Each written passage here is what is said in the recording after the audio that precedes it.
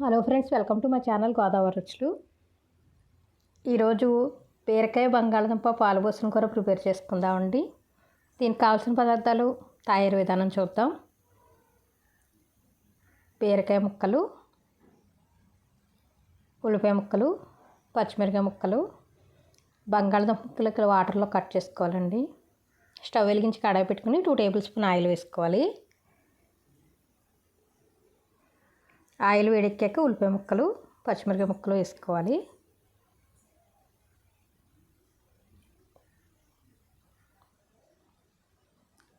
Salt, పసుపు వేసుకుని కలుపుకోవాలి.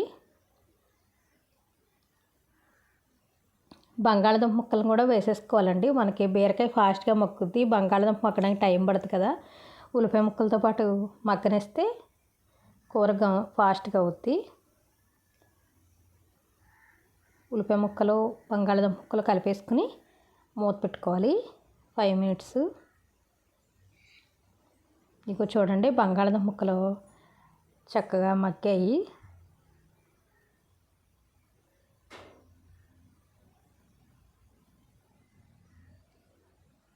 ఇప్పుడు ఇందులో కట్ చేసి పెట్టుకున్న బీరకాయ ముక్కలు వేసుకుందాం.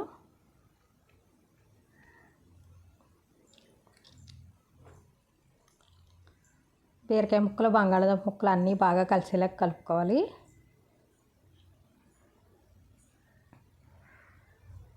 కలిపేసుకుని మూత పెట్టుకోవాలి. బీరకాయ లేతగా ఉంది కాబట్టి బీరకాయల నుంచి వాటర్ వస్తుందండి, చక్కగా మగ్గుద్ది కూర.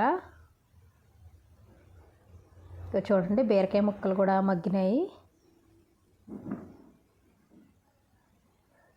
ఇప్పుడు కొద్దిగా కారం వేసుకుందాం. పచ్చిమిరకాయలు వేసుకున్నాం కాబట్టి కారం చూసేసుకోవాలి. మొత్తం బాగా కలిపేసుకుని కొంచెం వాటర్ పోసుకోవాలి, ఎందుకంటే బీరకాయ బంగాళదుంప అంతా మగ్గిపోయాయి. కారం ముక్కలకు పట్టడానికి కొంచెం వాటర్ వేసుకుంటున్నాను, ఎక్కువ అక్కర్లేదు. కొంచెం వాటర్ వేసుకుని మూత పెట్టుకుని ఉడికించుకోవాలి. చూడండి, కూర దగ్గర పడిపోయింది.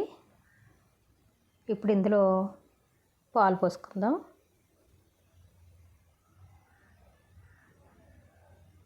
పాలు పోసాక మనం గరిటె పెట్టి తిప్పకూడదండి, తిప్పకుండా మూత పెట్టేయాలి.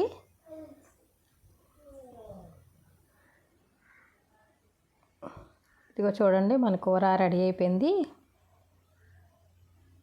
ఇప్పుడు ఒకసారి కలుపుకోవాలి. లాస్ట్లో కొద్దిగా కొత్తిమీర చల్లుకొని స్టవ్ ఆఫ్ చేసేసేయాలి.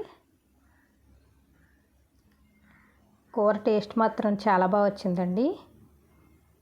కొద్దిగా 1 స్పూన్ నెయ్యి కూడా వేసుకుంటున్నాను, కమ్మగా ఉంటుందండి నెయ్యి వేసుకోవడం వల్ల. పాలు పోసిన కూరకి నెయ్యికి కాంబినేషన్ బాగుంటుంది. బీరకాయ బంగాళదుంప కూర రెడీ అయిపోయిందండి. Please subscribe.